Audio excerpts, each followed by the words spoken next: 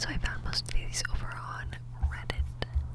Not most, all. I found all of them on Reddit because you find some really fun, creepy stories. As far as I know, the ones that I found are true stories that people have posted. So, we're gonna get a little spooky. Also, I wanted to share my sweater. It says, oh, it's got some little pumpkins. It's like a Christmas slash Halloween, and it says, "'Tis the season to be spooky.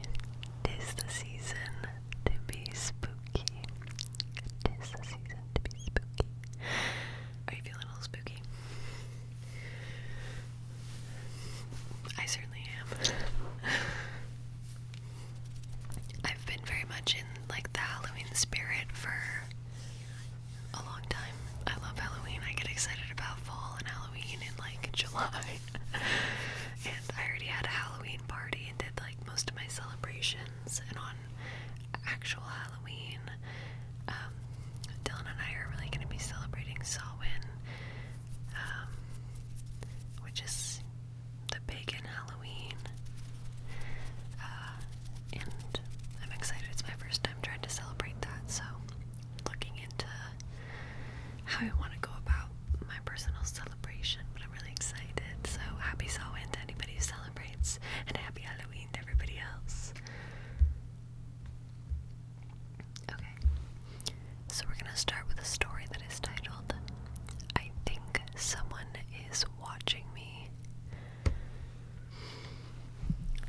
I'll be honest, I never use this site, but I need a place to share what's been happening to me. So some backstory. I talk to myself a lot, whether it's to brainstorm or just when I'm bored, and I like to do it outside so I don't bother my family. So the place that I live at has bluffs all around and wooded areas galore, which doesn't help me since I live outside of town. Right next to me and my friend's house is this little bit of woods with a dilapidated house. Dilapidated house. Out of nowhere, about 6 months ago, this camper showed up there, and me and my friend thinks that maybe someone is living in the house and using it for electricity or something. But regardless, about 3 weeks ago, I was outside talking to myself around 11 p.m., and I started to hear footsteps and feel as if I was being watched. I paused mid-sentence of my rant. Now that I wasn't concerned of an animal, because when I go outside, I bring a katana that I bought on Amazon with me. Just everything about this is kind of iconic. Someone just going outside to just talk to themselves in the woods with a katana. But as soon as I stopped talking, the footsteps stopped at the same time. So I shouted, "If any animal or person is out there, I'd suggest leaving since I have a sword and I know how to use it." Obviously that doesn't sound as threatening, but I didn't hear anything else, so I shrugged it off and continued talking to myself. But I heard footsteps leaving after I continued. And these were human, for sure, because it was only 2 feet walking and had weight behind the steps. Needless to say, I went back into the house after that. Now I wish that it was the end of this, but it got way creepier just a few days ago. My dad and sister left at around 6 p.m. to go to my brother's house, so I was home alone. I was walking around talking to myself.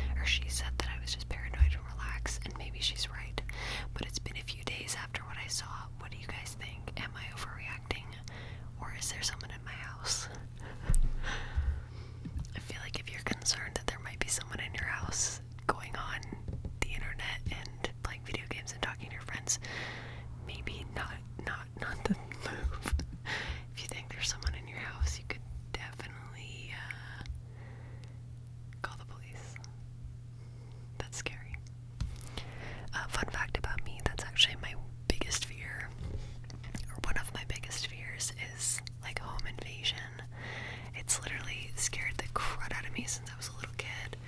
When I was younger and I was living with my parents, ever since I was like, I don't know, probably like 12 or something like that, when I first kind of learned what murder was, I watched some show that had murder in it, and I was so scared after that, and I would literally check under my bed and in my closet every single night before going to bed, because I couldn't sleep otherwise. I just needed to know for sure that there was nobody in my room. I also had to sleep with the door closed, so now I'm on edge thinking about home invasion. Luckily, Dylan and I we live on the same property as his parents, and his dad's a military guy, and I feel like if something happened or someone broke in, he would definitely be able to fight him off, so like, I feel pretty safe. I also sleep with an axe in my bedside drawer.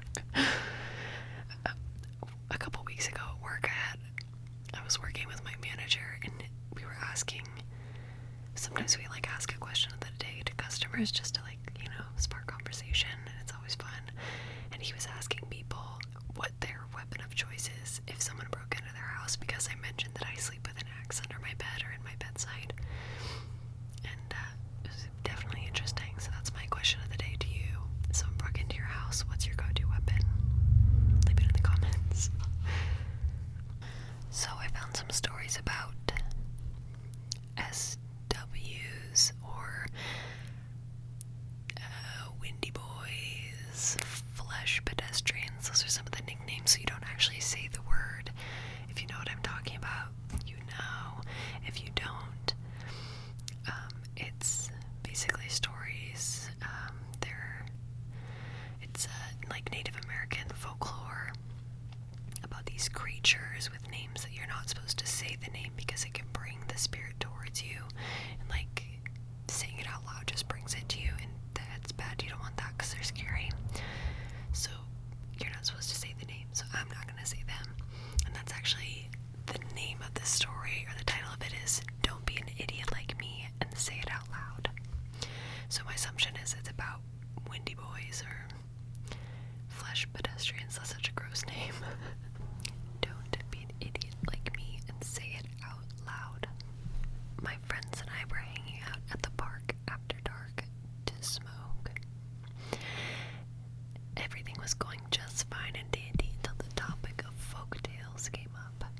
We were talking about Bigfoot, Mothman, etc. And I decided to bring up a couple creatures from indigenous mythology. I don't even want to type the name at this point, because I've learned now saying their name can summon them. There we go. We're talking about the Windy Boys, or as my friends and I refer to it now, just to avoid any consequences, a Winnebago. At a park after sundown was a bad decision. I can't say for sure that that's what it was that night, but it was terrifying either way. After we brought it up, the coyotes in the woods surrounding the park started going nuts. I mean, you could hear them running around, howling, just going crazy. It made me feel uneasy for sure, but I wasn't really worried just yet. We changed the subject and tried to keep things cool despite the noise. However, the coyotes were soon drowned out by some kind of wail. We had no idea what it was, but it was not human. We knew that much. It was some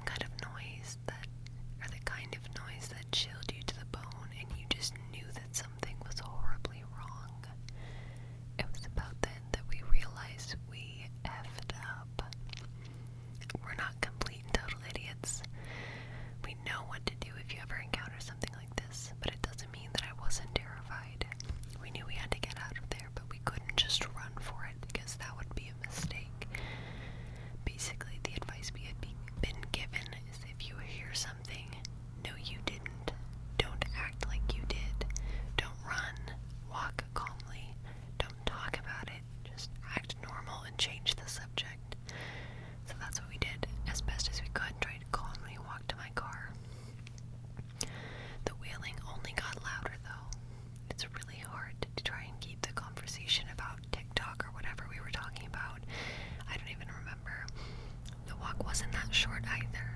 We started getting closer when I started hearing a drum beat. Just the random single hit of a hand drum.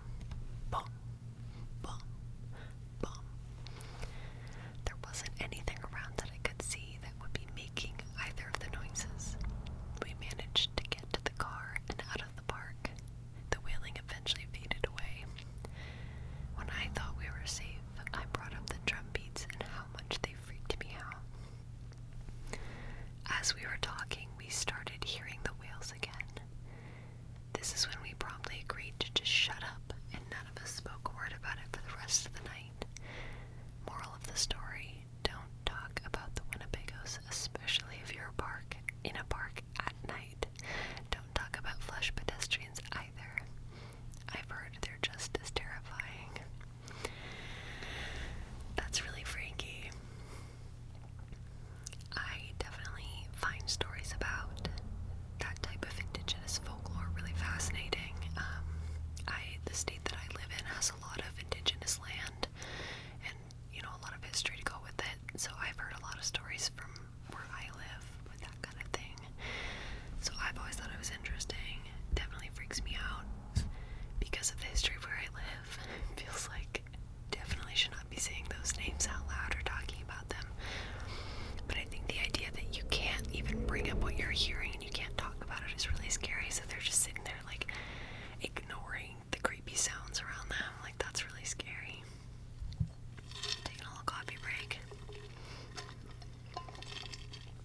I made myself a little oat milk mocha before I left work today. So that's how we're keeping it going. I worked really early this morning, so I haven't taken a nap yet. So I'm gonna beat her out soon. If I start acting real weird, we're just not gonna talk about it. It's because I'm tired.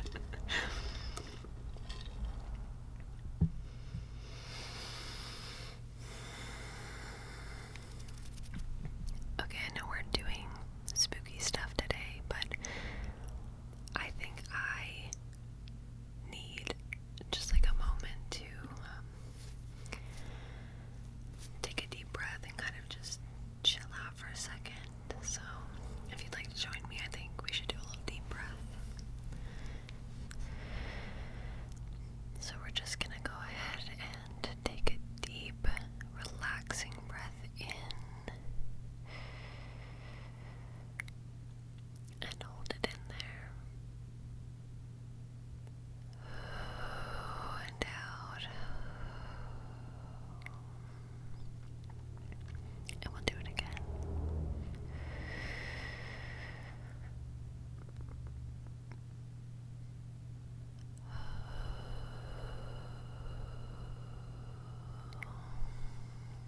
One more for good measure.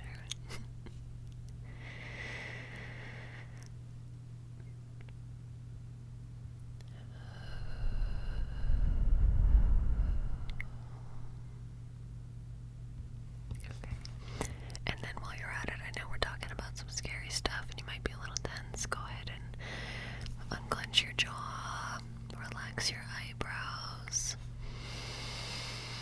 relax your shoulders, get comfortable. We're relaxing. We're being creepy and scary, but we're relaxing. Okay. This one's a little bit longer, but it looks interesting. It looks like this one takes place in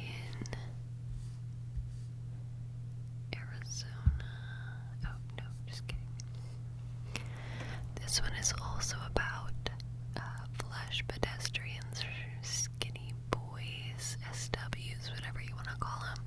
I'm actually now on the Reddit thread r/SW stories, so makes sense why I was finding a few of them. I didn't realize I was on the Reddit page. Okay, this one is titled, I Am Being Watched and I'm Not Sure by What. My grandfather's always been a superstitious man. He was born out west in upper Arizona off of the city limits, not far from Antelope Canyon. When he was in his teens, his family moved to southern rural Virginia to go live and help out with the family farm. form's been in our family for generations since my ancestors came to America. They were promised a great sum of land if they were to help in battle. With this sum of land, they became one of the founding families for Blacksburg, Virginia, a small city in one of the southern Virginia's mountainous valleys. Though the majority of the original land has been sold to the city of Blacksburg, the farm still sits on the side of a mountain in a great forest roughly 10 miles off of city limits. Growing up, my grandfather had told me many stories about his time in the woods as a young boy. He would tell me of creepy sounds. Just kidding, it's my cat. He's sleeping right off camera above me. So he's probably just getting up.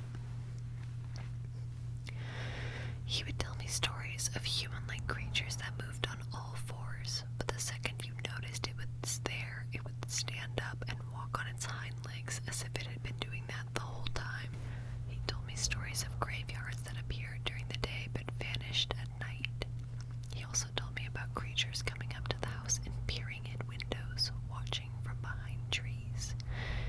He would explain cattle being slain at random times of the year with no explanation. There are no bears there, and there's no way that coyotes could tear apart cows in that manner. He'd tell me of hearing voices. Voices of his wife, his son, his mother coming from the woods when he was working on cows.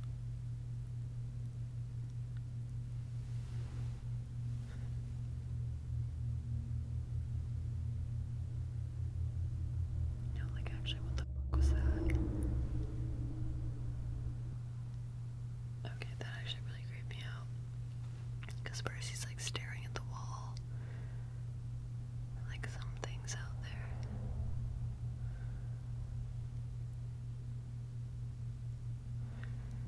Anywho. Well, this may be my last video. I guess I'm gonna die.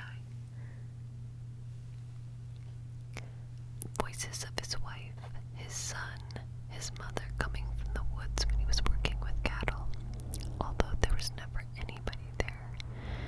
My father tells me that my grandfather knows more than what he's telling, but it scares him to talk about. He could never tell us exactly what the creatures were, just that they were there, and you can never go into the woods alone. He told me that he'd been stalked by creatures that came in different forms for his whole life. I believed all of this to be just an old man's tale until recently. I'm 18 now, and I'm female. I live with my parents in Midwestern North Carolina. However, I'm about to move to the rural North Carolina Appalachian Mountains now. I'm not a religious person, but I do believe in the paranormal. I consider myself to be a spiritual person. I'm interested in differing energy, bonding with animals, crystals, and manifestation. Through my spiritual journey, I've only dealt with good energy up until recently. Also, yeah, me too. I'm spiritual, not religious. I think that's a good way of looking at it. Like, I'm spiritual. Last month, I was sitting in the car for a few... Man, I really can't read today. Last month, I was sitting in the car with my friends.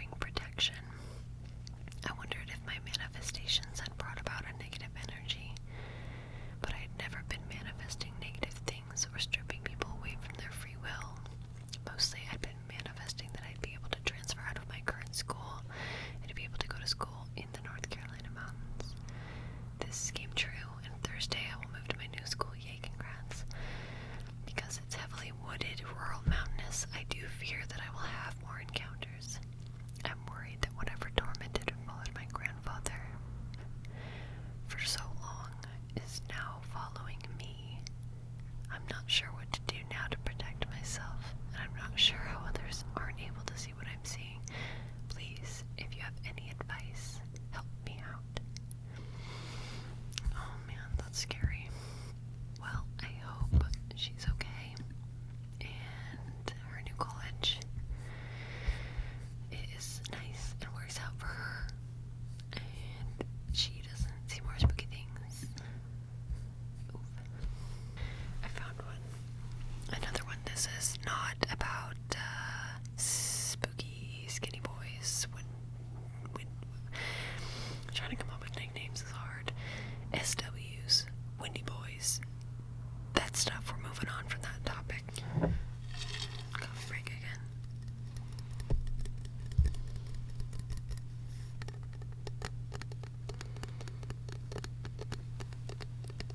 Oat milk latte.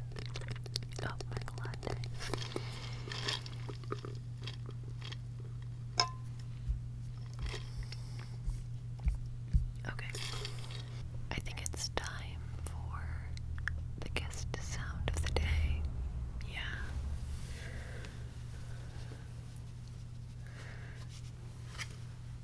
Oh, hello. This is Francois. He's my velvet skeleton head. A skull, that's the word I'm looking for. I've had him for a few years now. He's been dropped a few times. He's well loved, that's for sure. But he's made of velvet, so he feels really nice, and he sounds really nice.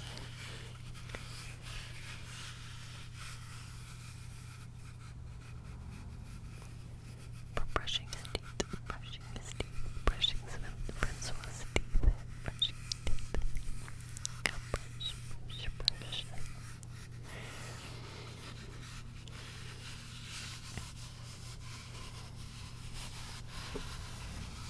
I think you should do this one too.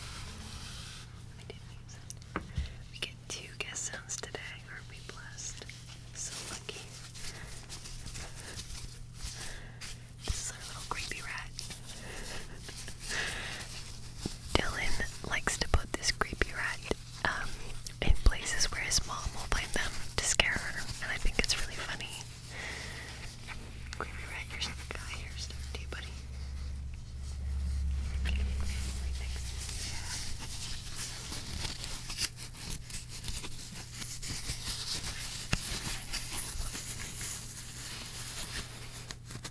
Give him a little chin scratch. Yeah, good chin scratchies. Oh, that's fabulous.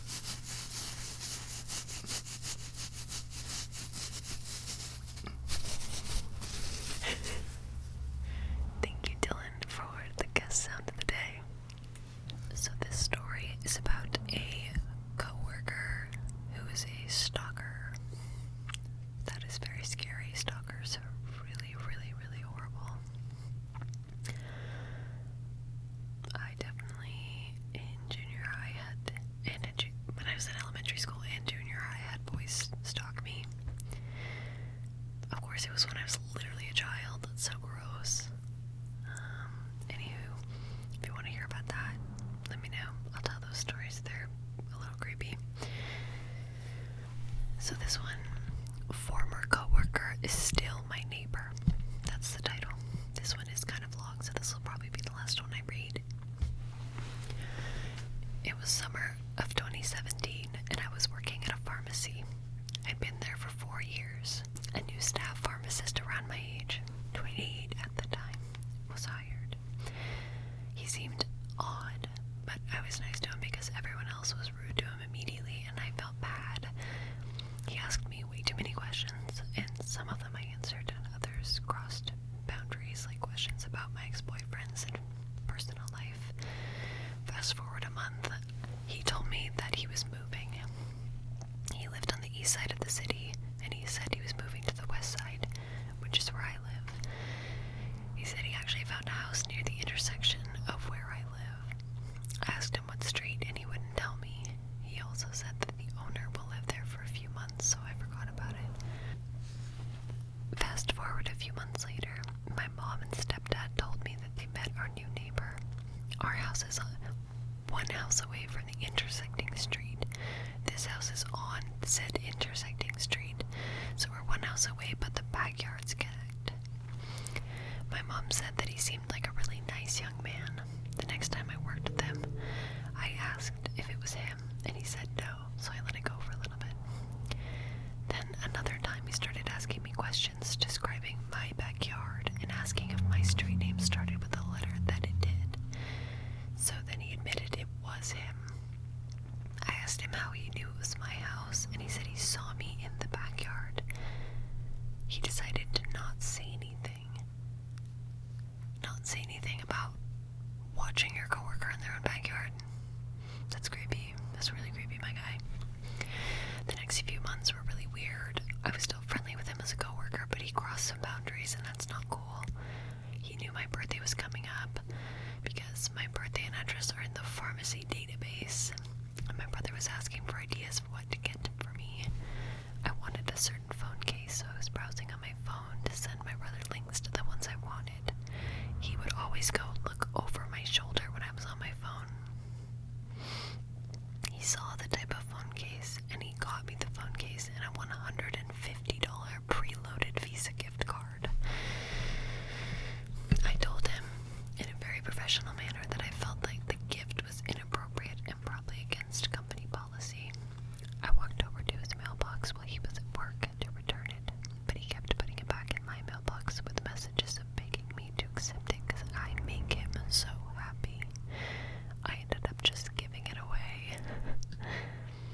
Not much after that, I took my coworker, not him, to the zoo. I had some of it on my Snapchat story. He kept messaging me on Snapchat asking questions about it, and he was bothering me, so I blocked him. After that, he called my mom and told her that he needed to talk to her. He told her he needed to come over to talk to her, so she invited him in and they talked. I was very alarmed by this, but she thought it was endearing. I told him once again at work that he crossed boundaries, and he said that he does everything that he does because he cares about me. He didn't understand where I was coming from at all. Those were the most standout things he's done. It's also pestering about, tell me who your boyfriend is, and trying to look at pictures in my phone to figure it out, going through coworkers' phones and reading their conversations with me, even impersonating them while I was not at work to get information. One time he cornered me at work and wouldn't let me leave until I told him what characteristics I look for in a man. He also was mad at me that I got birth control prescription filled even though it was being used to correct hormonal problems from another birth control. I started being mean to him at work because I couldn't take it anymore. He then told me that I was treating him that way because he's a nice guy who cares about me and that I'm looking for a jerk. It became a very hostile work environment, and I left about 2 months ago.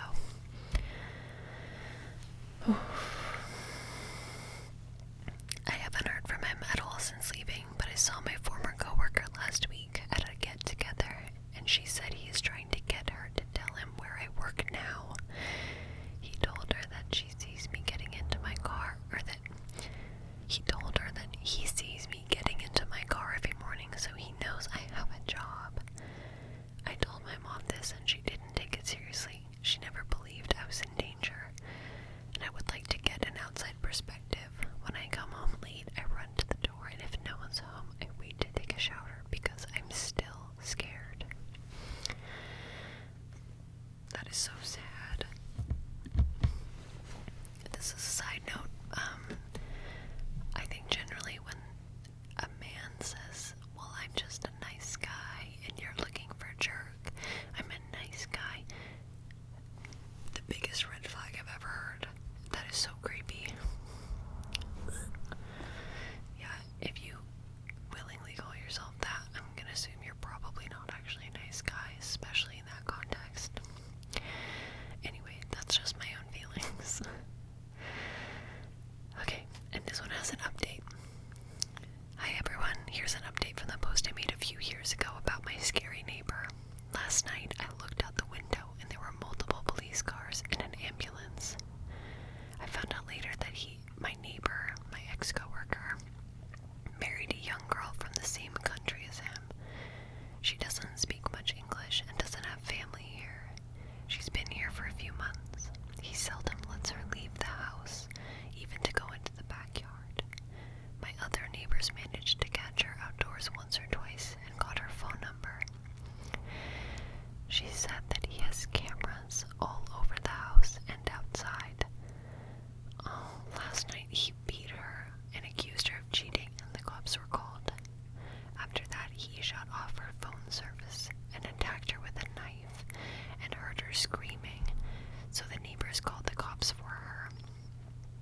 She says he was trying to kill her, and she was taken away in an ambulance, and he was arrested. Multiple weapons were found in the house. Wow. Well, there you go. She was worried that this guy, her old coworker, is someone who would commit violence or act on his feelings. So obviously he is the kind of person who would do that. So I guess it's lucky that she cut ties when she did. That's really, really scary.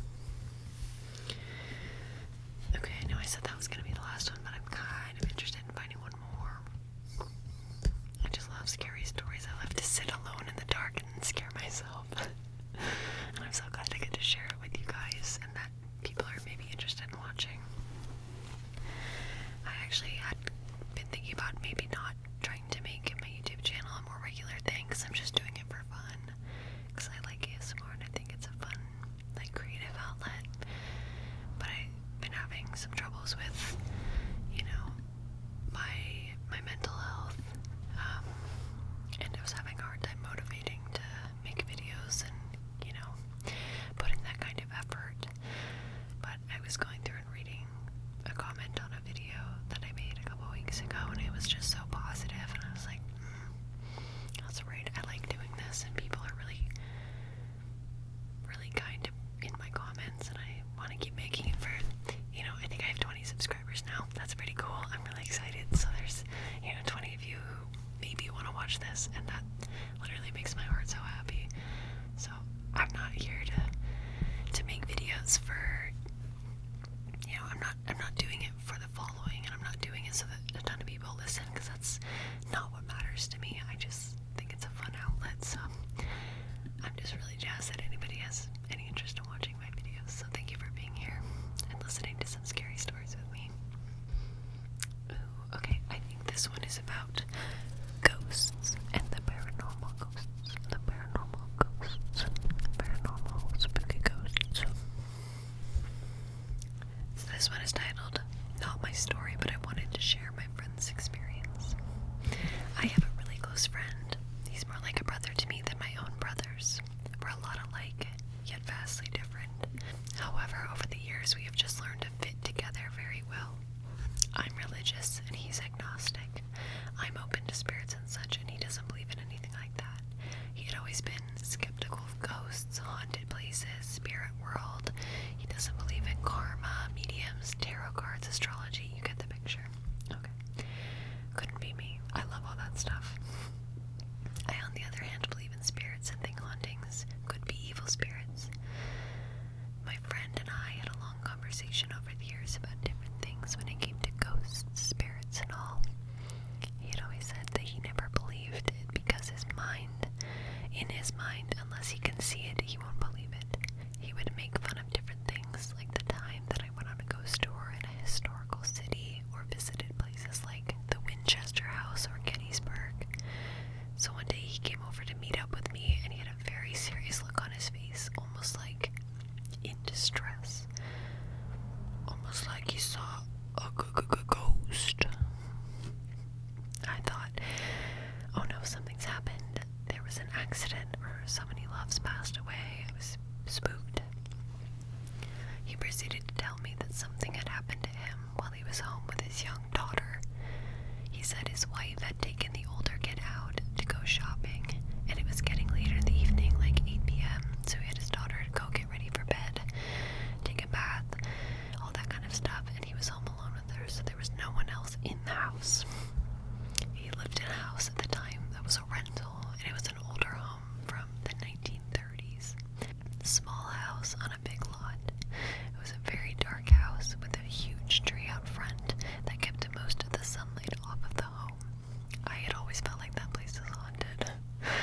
Anyway, back to this particular night. He was getting his daughter's pajamas ready for when she got out of the bath, and he was in the bathroom with her, setting up her clothes and getting a towel ready. And from the side of him, he saw a woman walk down the hallway. So he assumed it was his wife and called out for her. He described her